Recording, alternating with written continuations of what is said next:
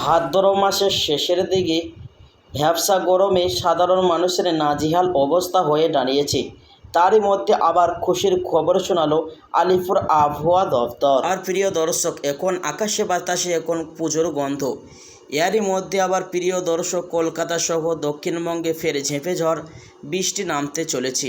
আলিপুর আবহাওয়া weather office জানিয়েছে, আজ সারাদিন কলকাতা আকাশ মেঘলা থাকিবে। বেলা যত বাড়বে এমনই আবহাওয়া বিরাজ করবে, হতে পারে বৃষ্টিও।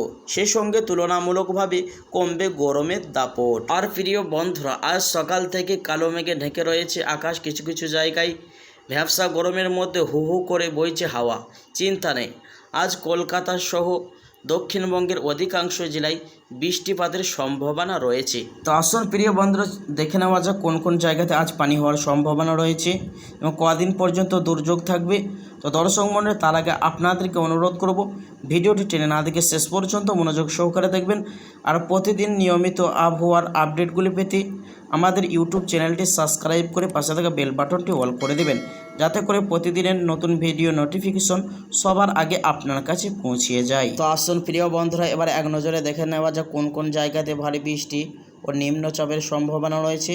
প্রিয় দর্শক মণ্ডলী, আলিপুর আবহাওয়া দপ্তর জানিয়েছে, বীরভূম, মুর্শিদাবাদ, হাওড়া, হুগলি এই জেলাগুলিতে হালকা থেকে মাঝারি বৃষ্টির সম্ভাবনা রয়েছে। এর সাথে কলকাতা, উত্তর ও দক্ষিণ 24 পরগনায়, পশ্চিম মেদিনীপুর জেলাতে ভারী বৃষ্টিপাতের সম্ভাবনা দেখা যাচ্ছে। অপরদিকে উত্তরবঙ্গের জলপাইগুড়ি এবং আলিপুরদুয়ার জেলাতে অতি ভারী বৃষ্টির সম্ভাবনা রয়েছে। উত্তর দিনাজপুর এবং কোচবিহারে হালকা থেকে মাঝারি বা নিম্নচাপের পূর্বাভাস দেখা যাচ্ছে। প্রিয় দর্শক মণ্ডলী, আবহাওয়া অফিস কি জানাচ্ছেন, এই দুর্যোগ কদিন পর্যন্ত থাকবে? প্রিয় দর্শক মণ্ডলী, আবহাওয়া অফিসের মতে জানিয়েছেন, বুধবার পর্যন্ত এই দুর্যোগ চলার পর কিছুটা বিকালের দিকে আকাশ পরিষ্কার হতে পারে, এমনটাই আলিপুর আবহাওয়া দপ্তর জানিয়েছে।